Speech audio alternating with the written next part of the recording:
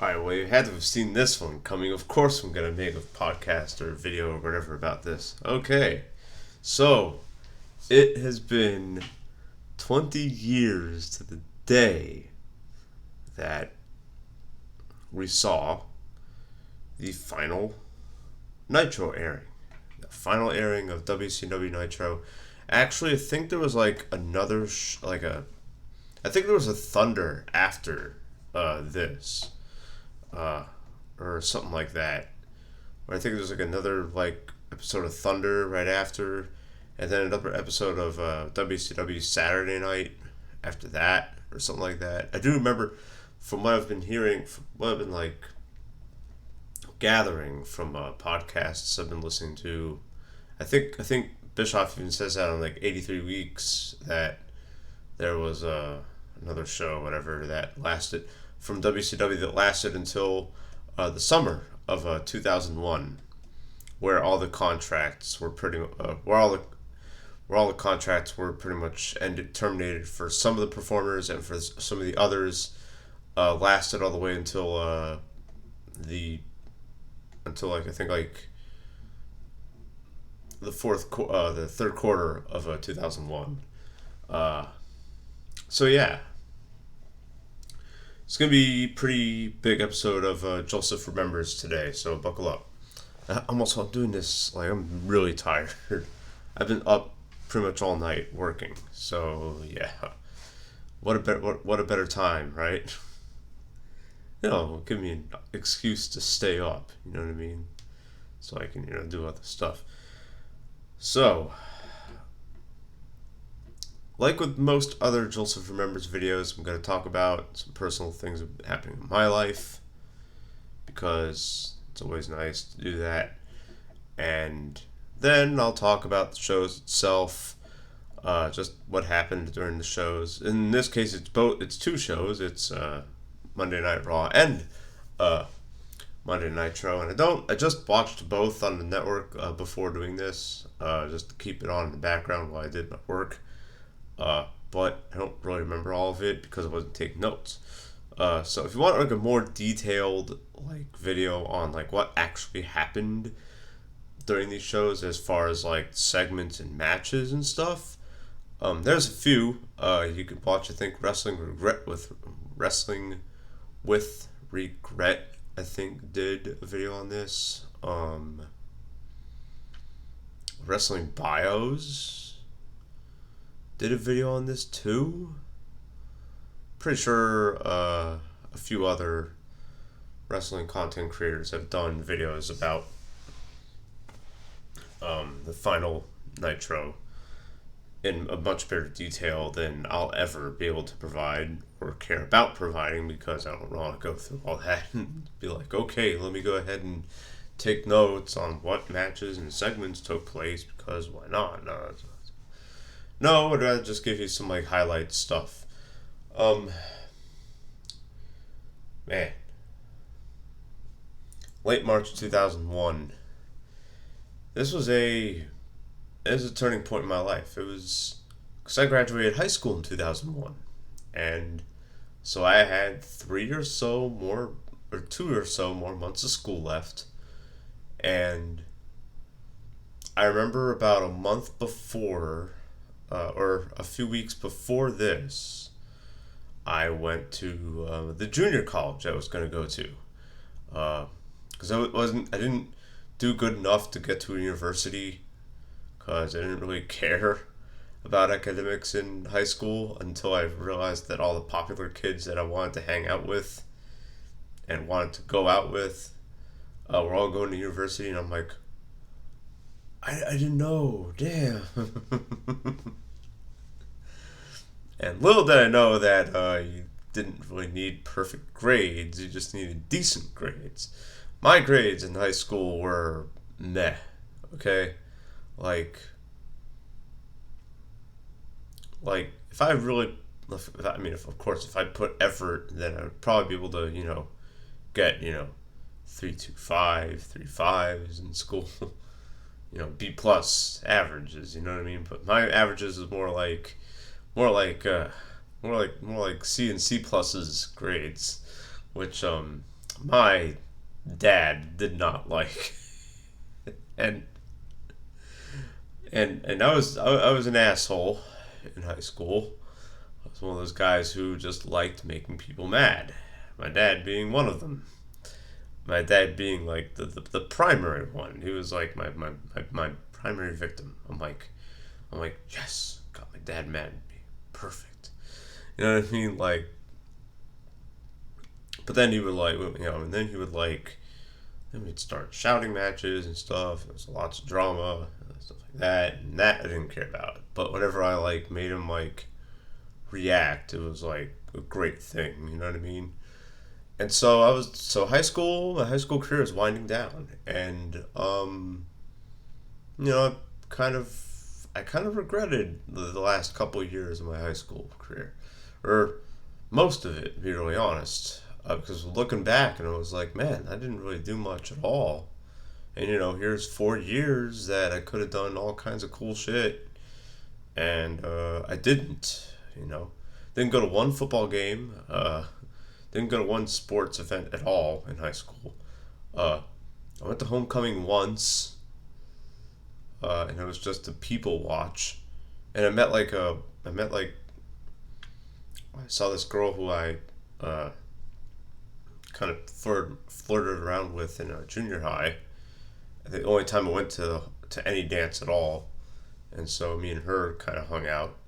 But yeah, and I remember there was so I do a weird thing where I keep my diaries.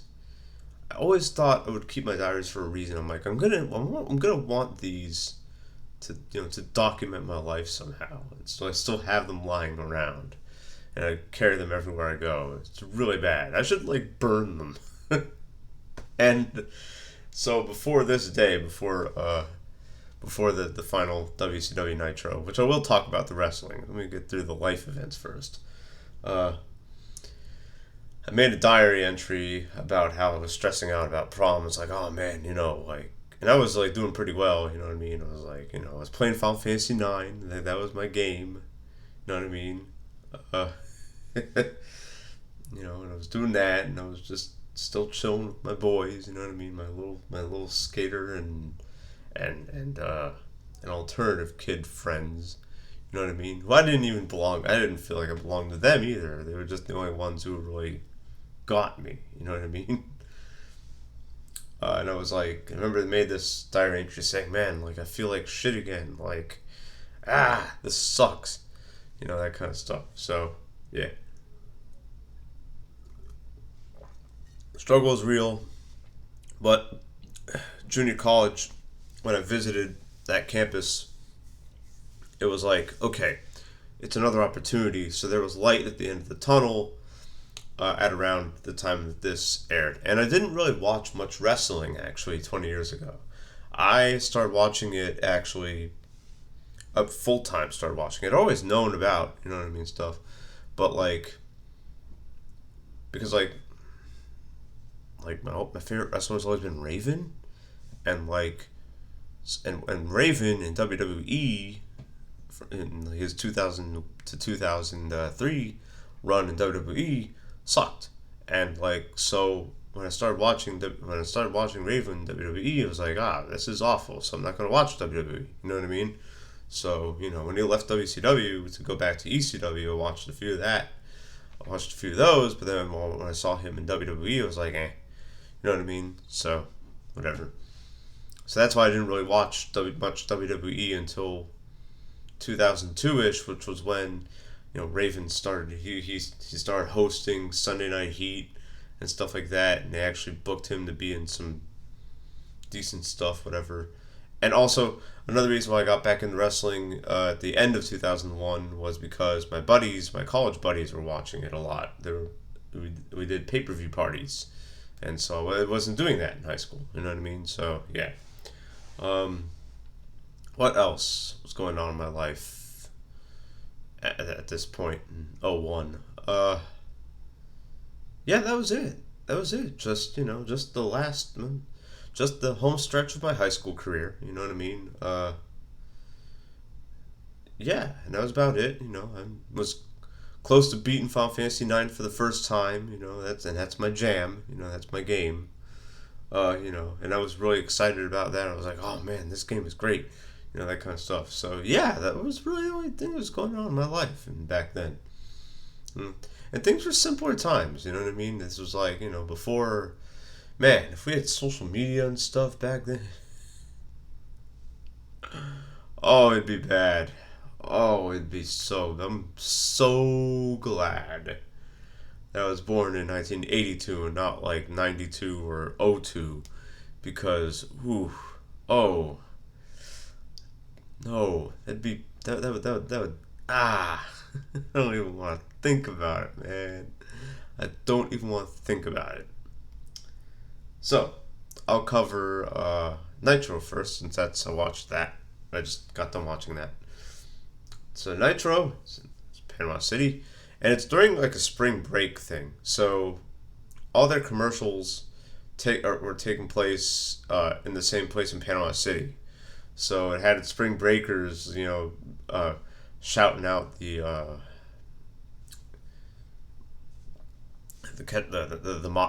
motto. I don't know, I'm too tired to think of the term. What's it called? Jingle? We'll say it's a jingle. So they were sponsored. WCW was sponsored by. They were doing commercials for 1-800-COLLECT and America Online. Oh my God. Oh, communication sucked 20 years ago, people. AOL was the industry standard for internet connection. It's bad. And in 2001, America Online was the industry standard for that. And so throughout the show you had, smatterings of spring breakers, okay,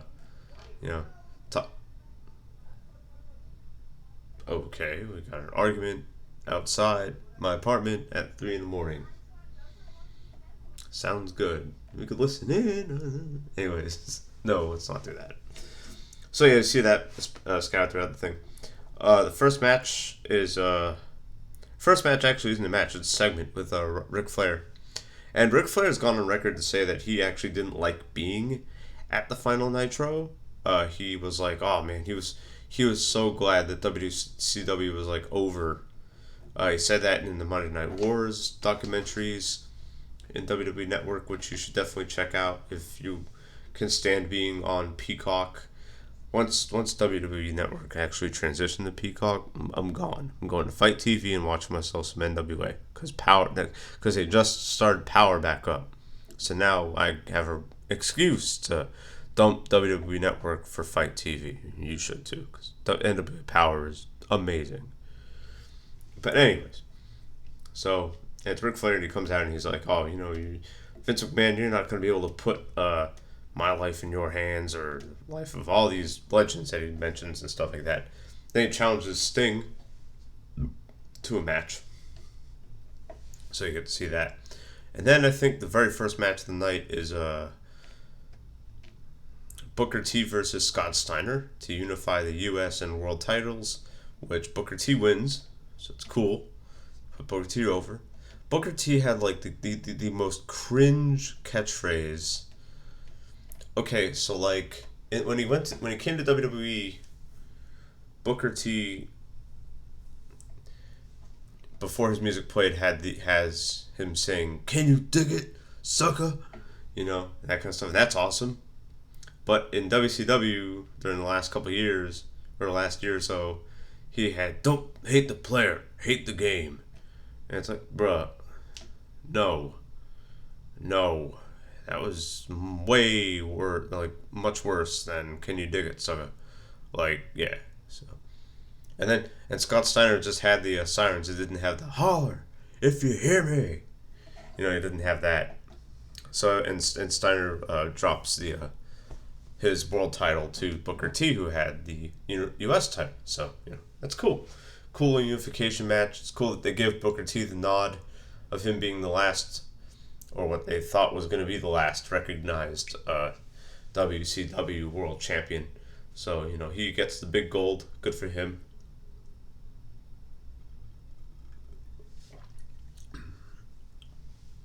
Then they do some cruiserweight three-way for the, I think, the cruiserweight title or the cruiserweight tag titles. Don't remember. They had 3 count. So 3 count. Shannon Moore, Shane Helms, and some other dude who I don't remember. And they're like a boy band gimmick, and it is cringe over. Oh my god. Oh. No. No. They're going up against, I think, like Rey Mysterio and someone else, and Billy Kidman, and two other guys who I don't know about. And Rey Mysterio doesn't have his mask on here. So he's unmasked, and it's before he got the Mexico tattoo on his chest. So really cool, really weird to see that. But yeah, so they have a crazy ass match. And it keeps going back to Raw and McMahon in his office on Raw. And it's funny that like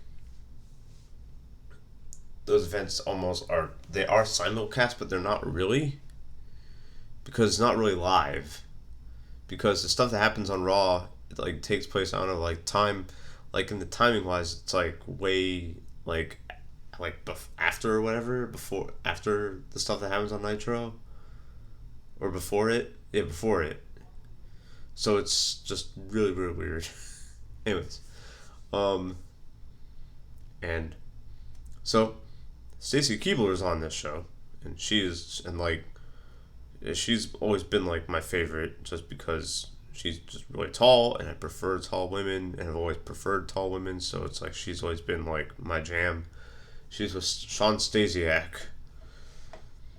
He has a match against Bam Bam Bigelow, who I did not know was in WCW in 2001. I didn't even know he was an active wrestling performer, doing matches in 2001. I thought he retired by then. And Stasiak goes over. It was supposed to be a tattoo match where the loser gets a tattoo, but apparently Sean Stasiak didn't feel like giving Bam Bam a tattoo, so it's whatever. And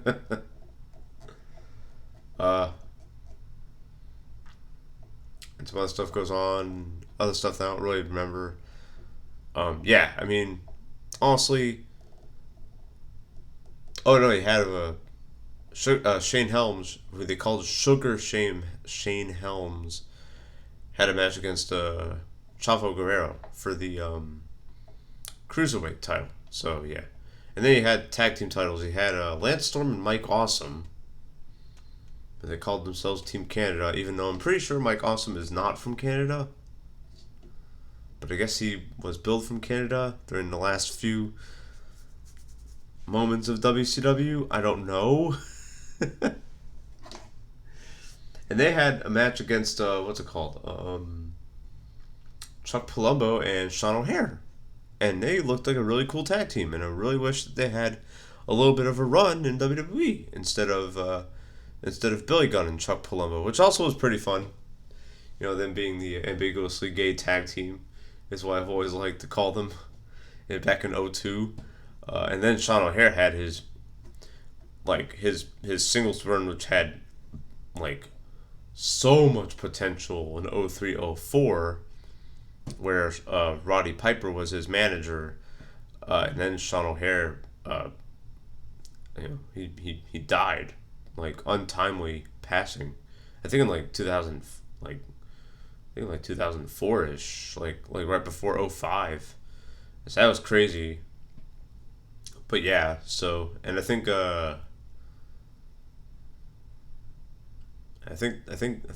Lance Storm and Mike Awesome retained. I don't remember. So like I said, I was doing work while I was watching these. They were just on in the background. I just recognize certain matches. DDP comes on. I guess he's at home or whatever in the Jersey Shore. It's funny that he's from the Jersey Shore.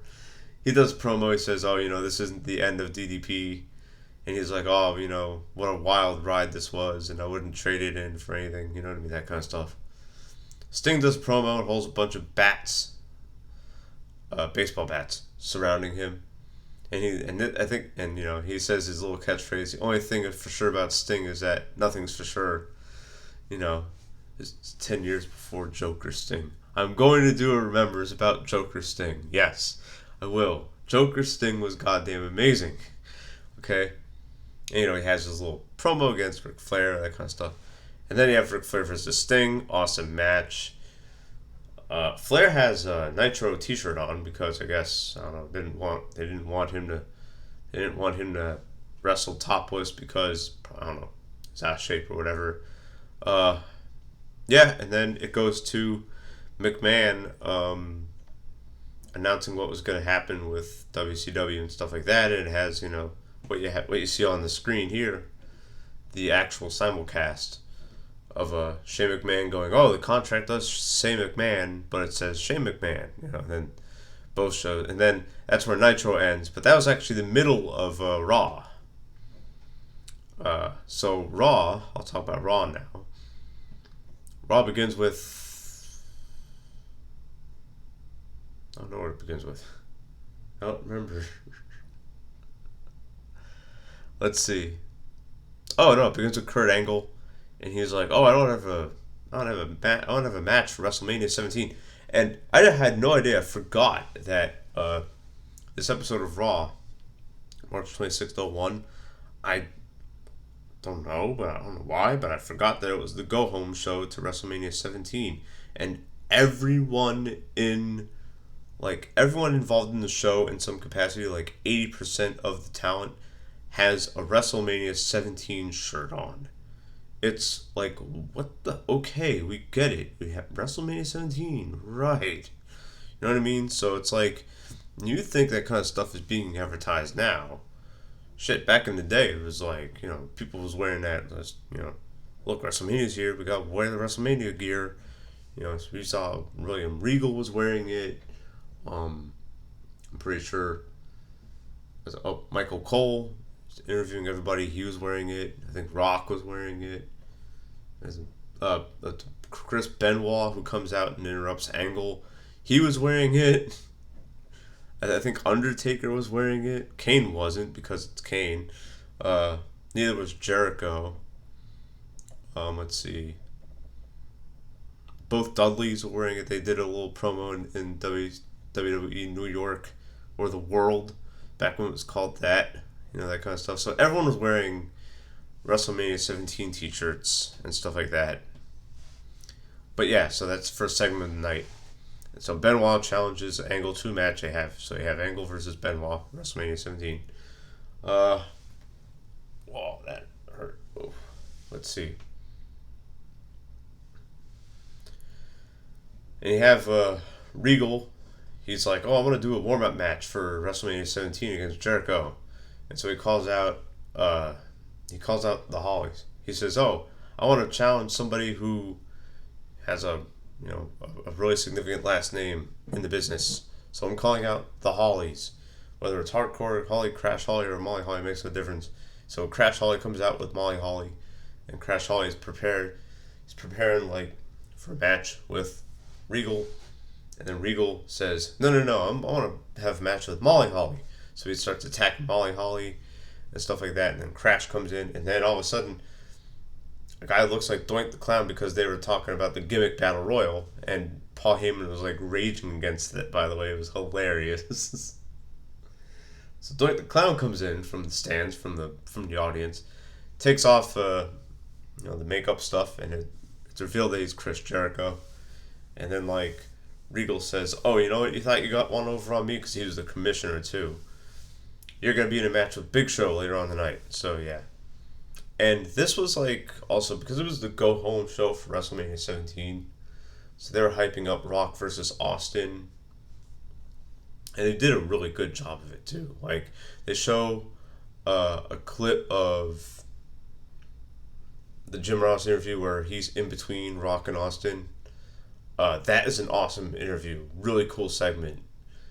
And so for this go home show, they're in a tag team match against the Brothers of Destruction, Undertaker and Kane. So they're talking about that for most of the night. And yeah, about halfway through the show,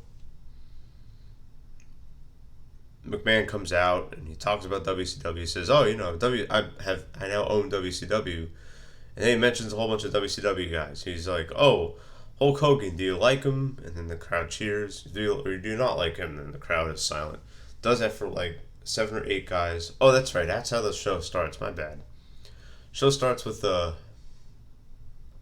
in his office, and he has WCW stuff on one of the TVs there. And he's like, "Oh, look, that's Jeff Jarrett. Jeff Jarrett, he spells his name Jarrett. McMahon's like, he's gonna be called. He's gonna spell his name now. He's gonna spell his name GOOGNNE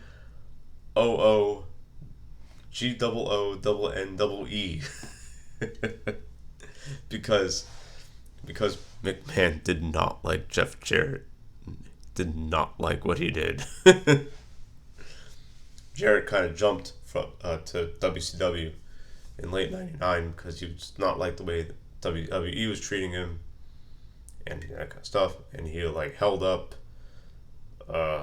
something for money. I don't remember.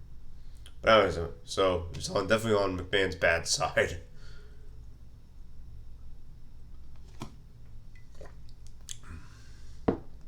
So yeah.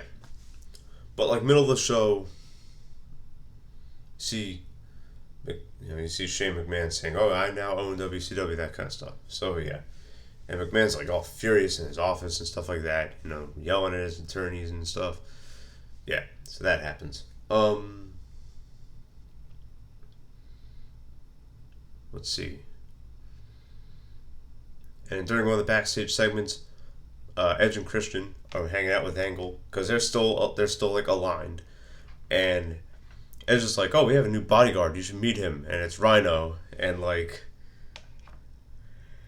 Angle's like, "Whoo, sorry." Angle's like, "Wow, he doesn't have intelligence, and I don't know about if he has integrity, but man, is he intense." You know what I mean? So it's like, yeah. So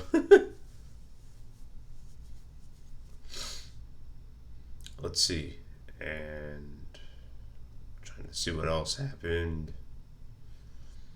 Foley comes out. So they did a thing where Mick Foley was the commissioner, and then McMahon fired him as commissioner and made William Regal the commissioner, or GM in this case. Which the commissioner always was the GM, you know what I mean? Now they just started calling it GM about a year after that in 2002. But it's commissioner's GM. So Foley's like, "Oh, you know what? Yeah, you fired me. I'm not GM anymore. I just wanted to come out and do an appearance and just talk about my new book. Talk about Foley is good." That's when and it was in the book. He was like, "Oh, this book's gonna drop on May 5th, 2001. You should buy it." That kind of stuff. And then he was like, "Oh, you know what I want to do? I want to call out Vince McMahon because I want to talk to him about something." And McMahon's like, "I fired you, so go away." But Foley's like, "Wait a minute.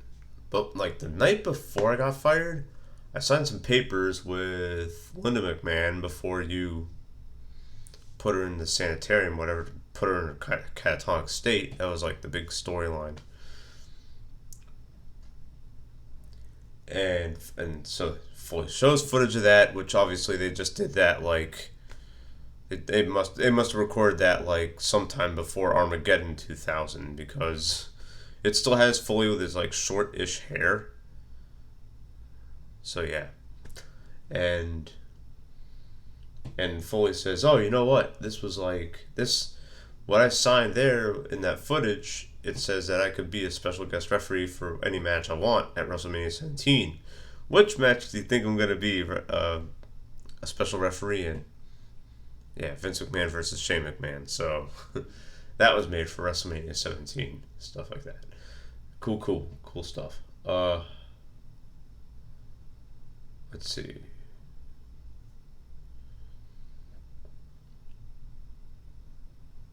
Yeah, and then you have the tag team match between Rock and Austin. Oh wait, yeah, that's right. There's another match too. Sorry. There's X-Pac versus Test with Eddie Guerrero as a special referee. I didn't remember Eddie Guerrero being in WWE in 2001. I thought he had his drug problems. I guess maybe it was a little bit after Mania 17 where he developed his drug problems and then, of course, recovered and stuff in 2002. It was really weird seeing Eddie Guerrero in WWE in 2001. I was like, oh, I had no idea he was in this. So he's messing with Test and stuff like that, and X-Pac goes over. And I forgot that X-Pac was also... so much stuff I forget about WWE back, like, during the Attitude stuff. Because, like, Ruthless Aggression was, like, you know, that was, like... 2002 to 2006 was, like, that was when I was watching a lot. You know what I mean? So, yeah. Because it was, like, just had a brand new interest in it. You know what I mean? But, you know. Can't say I remember this stuff really vividly and intimately because it's just not part of... I don't identify it with anything. You know what I mean? I had other stuff going on. Yeah, and then you have the Dudleys at the, like I said, at WWE's little restaurant thing that I think it was called either WWE New York or The World. I think they like alternated between the two. I don't remember. And so the Dudleys do a little promo about how they're going to retain their tag team titles at WrestleMania 17, which of course had the second ever TLC match before it became a gimmicky goddamn pay-per-view. Fuck me. Man, as soon as WWE made gimmicks out of all these matches, Hell in the Cell, TLC, what else? Extreme Rules. What about No Rules? It's the same thing, man. Like, when WWE decided to make little gimmicky matches out of those, special rules, special stipulations for matches, they lost all their meaning. This one was like, oh damn, TLC Part 2. Holy shit, this is going to be crazy. You know what I mean? Now it's like, I'll just wait till December. That's when WWE does their TLC pay-per-view. You know what I mean? So, get it. So, Dudleys are hyping that up. Yeah, and then you got the last match of the night, which is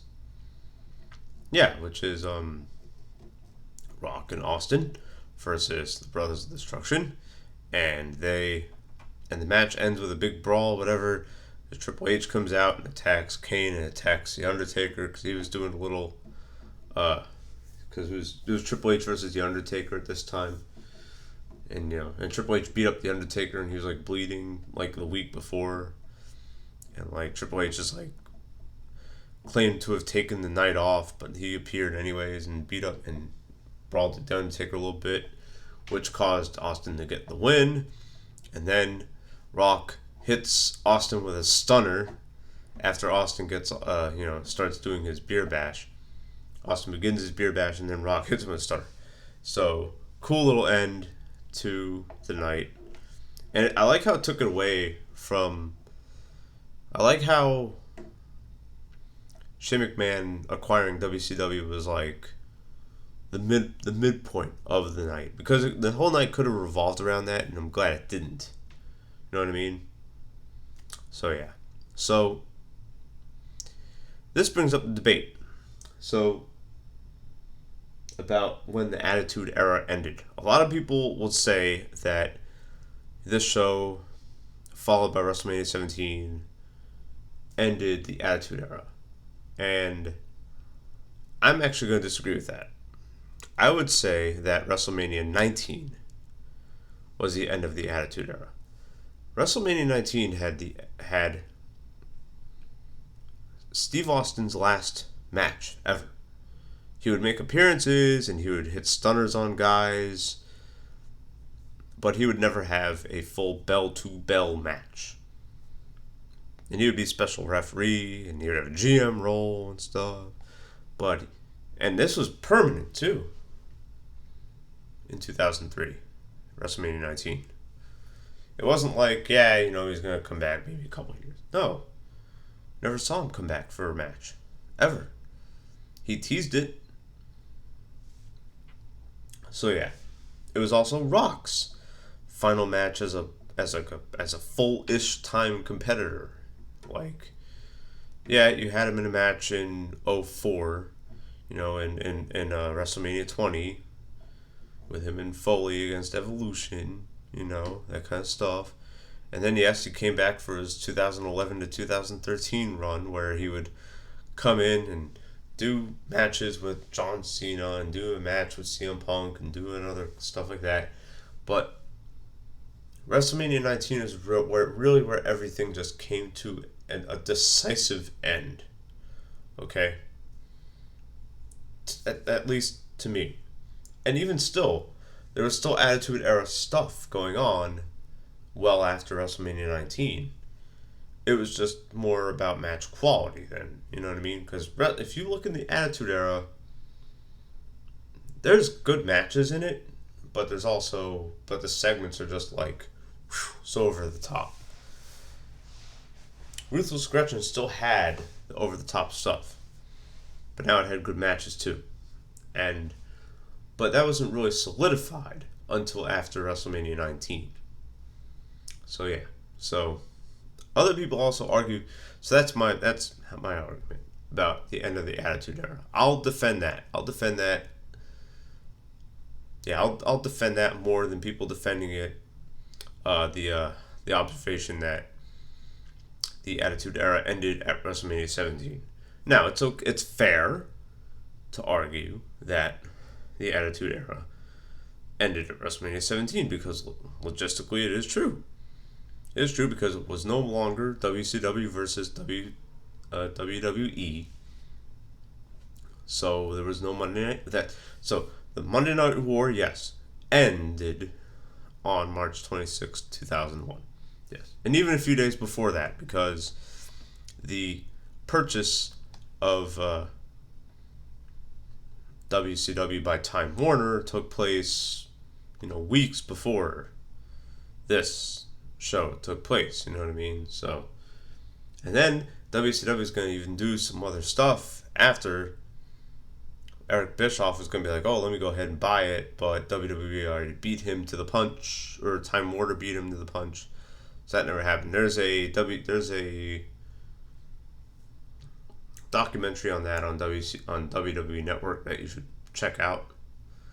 I forget what it's called. I think it's Untold. I think it's an episode of Untold, or it's in the Monday Night Wars documentary series. I don't remember exactly. So yeah. So other people also argue that this pretty much killed wrestling. Okay. To which I say that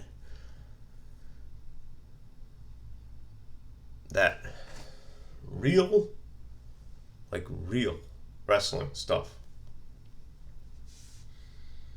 was terminated 10 years before this at least.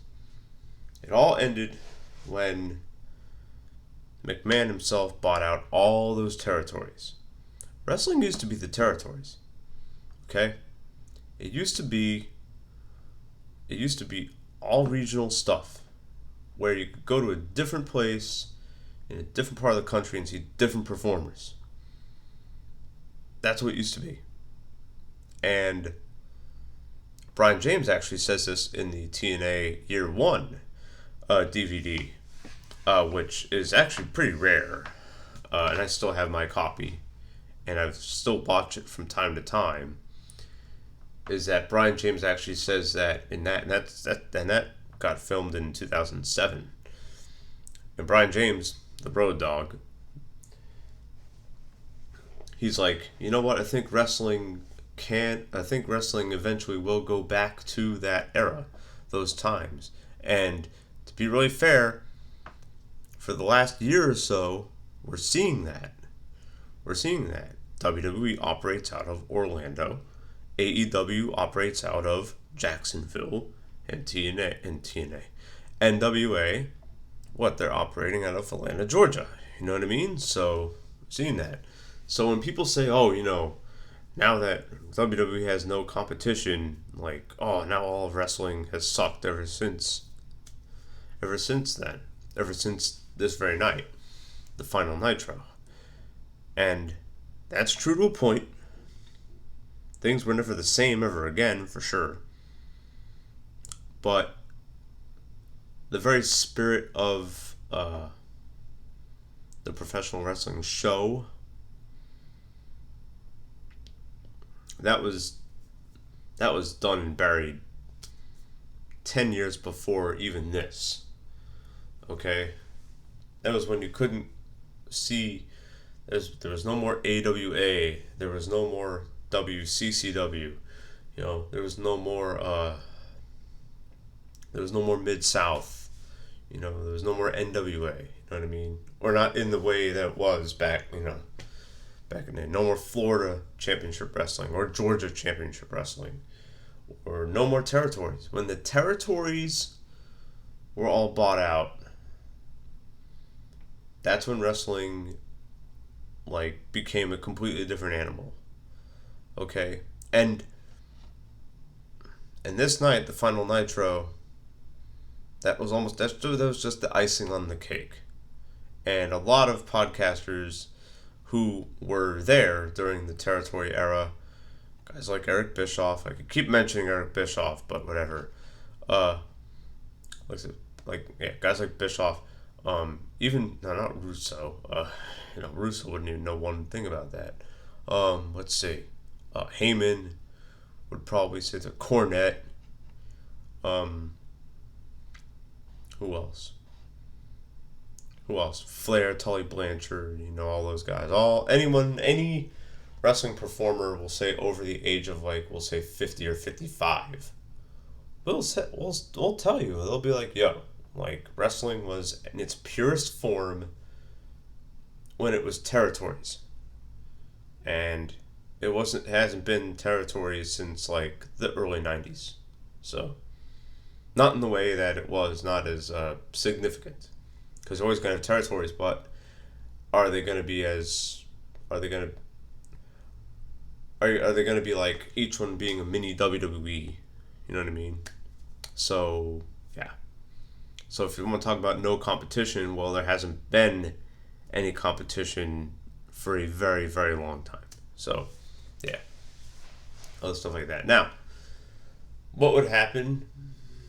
Let's explore something else before I sign off here, because I'm getting really tired.